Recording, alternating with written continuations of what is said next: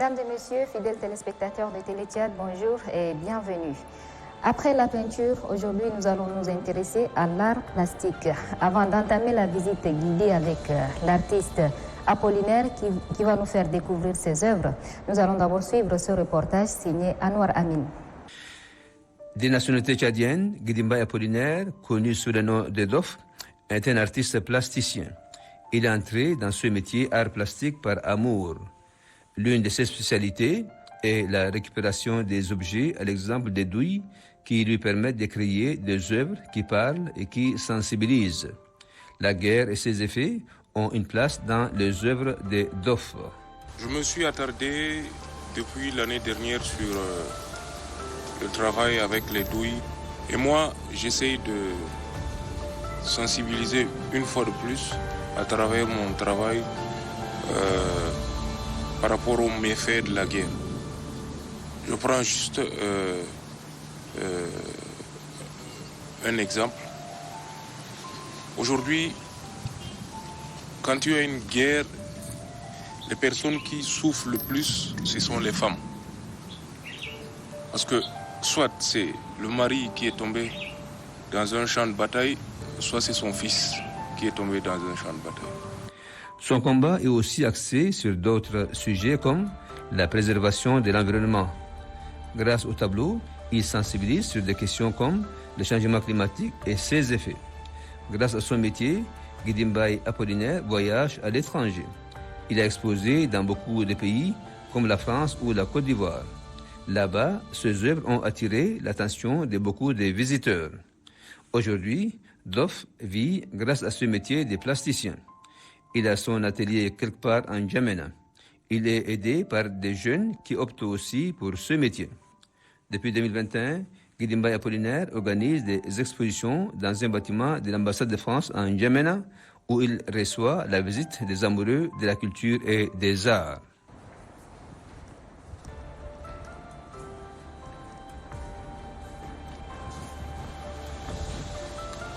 Bonjour Apollinaire. Bonjour. Ça va? Alhamdulillah. Toutes nos félicitations. Merci. En Afrique, vous avez gagné le prix du meilleur citoyen de l'année, octroyé par la plateforme Tchad d'abord, dans la catégorie meilleur artiste. Quel a été votre sentiment?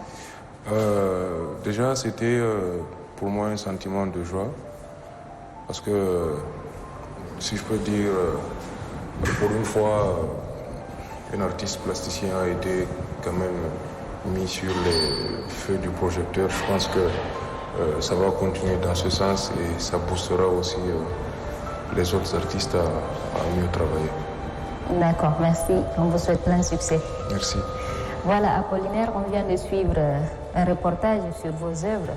Et dans le reportage, on a constaté que vous utilisez des douilles.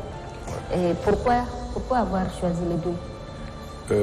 Déjà, pour revenir dès le départ, c'est que déjà la démarche de l'artiste Dof est centrée sur le recyclage. D'abord un message écologique. À travers mes œuvres, on retrouve deux fois plus de 80% des objets de récupération. Voilà, c'est ça d'abord ma démarche. Et les douilles, parce que tous ces derniers temps dans la sous-région, non seulement au Tchad, il y a beaucoup, si je peux l'appeler, désordre qui s'est installé et tout ça, les guerres, le terrorisme et tout. Donc du coup, voilà pourquoi je me suis attardé à passer un message à travers les douilles dans mon travail. Quels sont les sujets qui vous tiennent à cœur? Déjà, c'est par thématique. Et il y a toujours deux sujets qui reviennent chaque année quand je développe une série d'œuvres. Il y a l'enfant soldat et puis l'immigration. Voilà, c'est les deux sujets qui reviennent presque chaque année, mais sinon il est large, il est ouvert, je pioche quand je peux. Et pourquoi l'enfant soldat et l'immigration? Aujourd'hui, l'enfant soldat est un très très grand fléau qui mine notre société pas seulement en Afrique, même à l'extérieur du continent. Et il faut s'attarder à essayer de dénoncer quand ça ne marche pas. Et leur place, c'est pas dans les champs de bataille, c'est dans les salles de classe et tout ça. Voilà pourquoi je m'attarde à... Donc, c'est ce que vous expliquez sur non, ça c'est un autre titre qui n'est pas l'enfant soldat. Ça c'est une œuvre de fin 2020 que j'ai appelée Résilience. Voilà. Résilience dans le sens de tout ce qui se passe aujourd'hui, comment chercher à s'extirper de tout ce qu'on vit pas de commode dans la vie pour essayer d'avancer. C'est dans ce sens que j'ai fait cette œuvre avec des douilles pour essayer de donner une autre forme à la douille, quoi. Tu peux encore découvrir plus? Ouais. Ici, en fait, c'est un diptyque. C'est la guerre et la paix. Celle-là, elle est la paix, la guerre, elle est partie en voyage, elle est à une exposition au Congo. Ah, voilà. Ici, j'ai fait une représentation de 4 personnages qui représentent les 4 points cardinaux. Ouais. Et puis, le signe en haut, c'est un signe de paix. Il y a la cohabitation pacifique, la justice,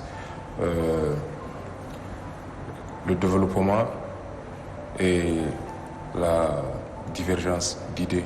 Et après, ici, si vous essayez de voir, à l'intérieur, il y a des petits jeux de mots, la liberté, la santé, l'éducation, la volonté de la politique, l'homme intentionnel et tout ça, le progrès.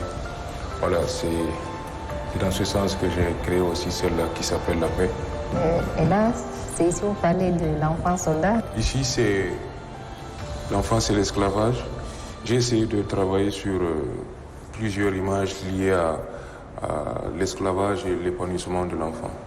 Donc du coup, au lieu d'avoir une arme à la main, l'enfant peut aller en classe.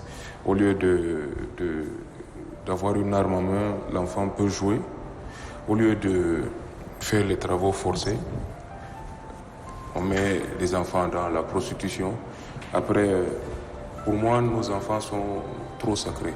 Voilà pourquoi, un peu plus haut, j'ai fait un enfant avec une couronne et puis avec des couleurs joviales qui montrent la joie de l'enfant. Même dans son visage, on voit qu'il y a un sourire et tout ça. Notre visite est guidée avec Apollinaire, appelé autrement Dof, c'est ça? Qui est le meilleur artiste de l'année 2021. On peut avancer?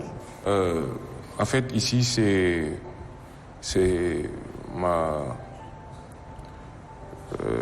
l'une de mes premières œuvres de 2022. En fait, c'est une autre démarche, c'est une autre thématique. On retrouve plus de douille que dans les précédentes œuvres. Ici, je m'attarde à sensibiliser, donner un message par rapport à tout ce qui se passe, comme la guerre et tout ça. Donc du coup, je me dis, c'est la seule manière de passer le message de paix à travers mon travail pour tous qui sont tombés, soit dans les champs de bataille, soit par les attaques des terroristes et tout ça.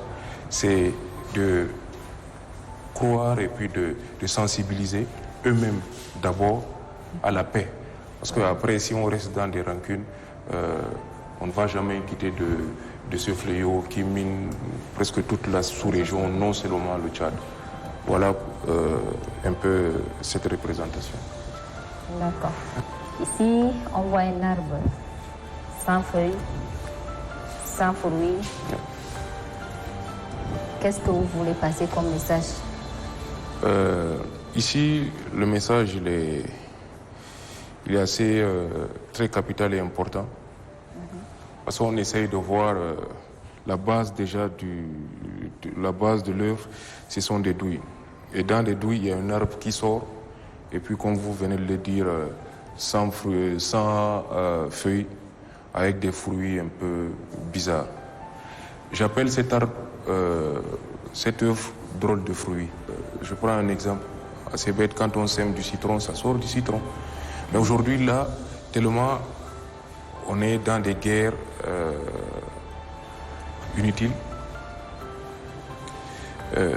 l'appartenance religieuse ou ethnique, les guerres raciales,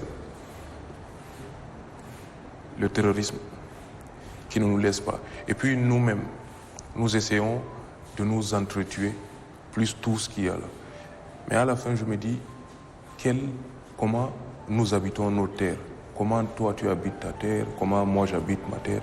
Comment nos dirigeants habitent cette terre qui est très chère?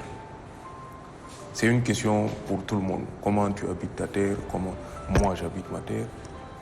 Comment nos dirigeants tchadiens, africains habitent leur terre? Est-ce que c'est ce monde qu'on veut léguer à la génération future, ou bien d'ici là on essaiera de changer notre façon de vivre globalement? Et pourquoi avoir choisi la pendaison? Oui, mais après, si on essaye de voir tout ce qui se passe aujourd'hui, c'est plus que la pendaison. Donc c'est ma représentation des fléaux de tout ce qui se passe dans la sous-région et surtout ici au Tchad que j'essaye de mettre des gens pendus. Ça, c'est la représentation de l'artiste, c'est l'écriture de l'artiste.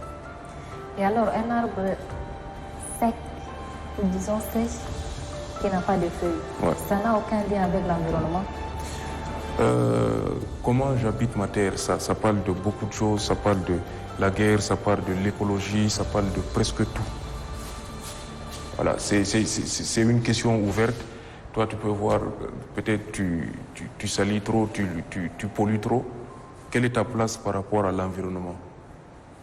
En fait, c'est un large titre qui peut se développer dans presque tous les sens. Alors, dites-nous, qui vous a influencé parmi les plasticiens? En fait, j'ai beaucoup d'influence de certains plasticiens africains et aussi américains. Américains déjà comme Jean-Michel Basquiat. En Afrique, le Sénégalais Ousmane Sow, paix à son âme. Il y a Cheikh Diane. Après, il y a Mamadou Cissé. Il y a un artiste italien qui s'appelle Alberto Bruni. Alors maintenant, vous vous apprêtez à aller participer au Biennale du Dakar 2022. Pouvez-vous nous expliquer un peu le Biennale de Dakar? La Biennale de Dakar, c'est l'une des plus grandes rencontres d'art plastique dans l'Afrique qui se passe chaque 2 ans. Et non seulement l'Afrique, mais ça réunit presque tout le monde entier, les collectionneurs, les galeristes, les artistes. Et moi j'ai la chance de participer cette année avec une galerie pendant la Biennale qui se tiendra du 19 mai au 21 juin à Dakar.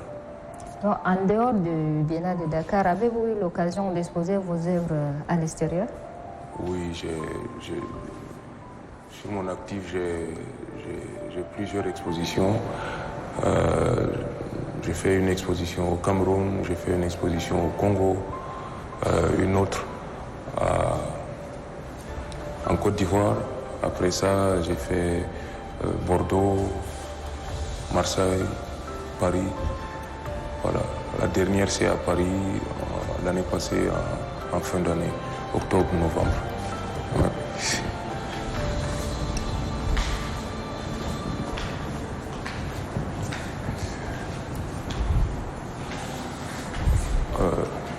Voilà. Voilà. Et là, qu'est-ce qu'il y a? Expliquez-nous. Ici, c'est un travail assez complexe et particulier. Pourquoi c'est particulier? En fait, c'est une matière que j'ai découverte en 2019 le long d'une plage à Abidjan. Et j'ai travaillé d'abord sur 2 œuvres à Abidjan avant de revenir avec un beau paquet ici. Voilà, c'est depuis 2019 que je suis sur un travail de recherche sur cette série que j'appelais les empreintes. Voilà. En fait, je suis parti simplement sur l'utilisation première de ce matériau qui est la protection. Voilà. Et moi, comme ma démarche est centrée sur le recyclage, c'est de passer une fois de plus un message écologique. Parce que l'utilisation première du matériau, c'est la protection. Comment fait-on, comment protégeons-nous notre environnement? Et après, ça a été un peu compliqué, mais bon, on réussit toujours à s'extirper de ça. Ça m'a pris quand même 3 ans de travail. Après, j'ai commencé à associer du papier parce que c'était le seul matériau qui allait... qui ressortait bien sur cette matière-là, qui est composée de bitume et puis de fines feuilles d'aluminium. Après, j'ai fait une représentation ici un peu abstraite de 2 jeunes avec un vélo. Et voilà, c'est ainsi de suite. J'essaye d'associer une image qui parle à ce matériau pour donner plus de valeur à ce travail.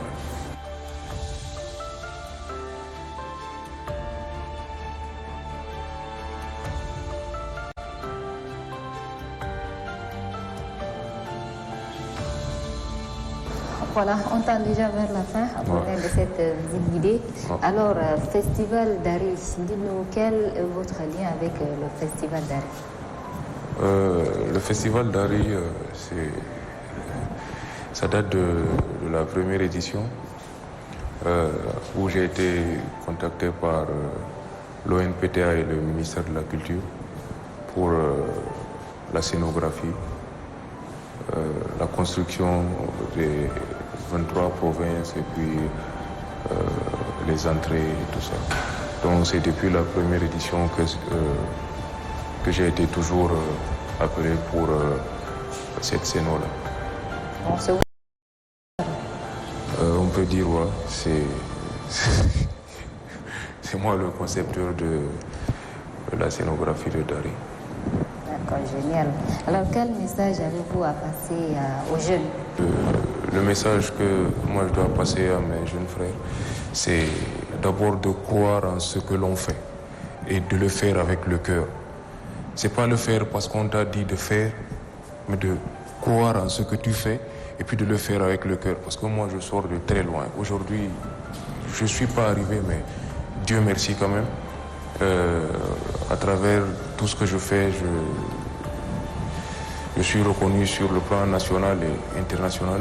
Et je pense que mon message, il est très simple. Sur toute activité, c'est de croire à ce que l'on fait et puis de le faire avec le cœur. Je pense que c'est la meilleure des choses à retenir. Croyons en ce que nous faisons et faisons-le avec le cœur. J'espère que votre message est passé. Merci. Mesdames, Messieurs, c'est la fin de cette visite guidée. Merci pour votre aimable attention et à la prochaine fois, Inch'Allah. Merci, Apollinaire. Merci.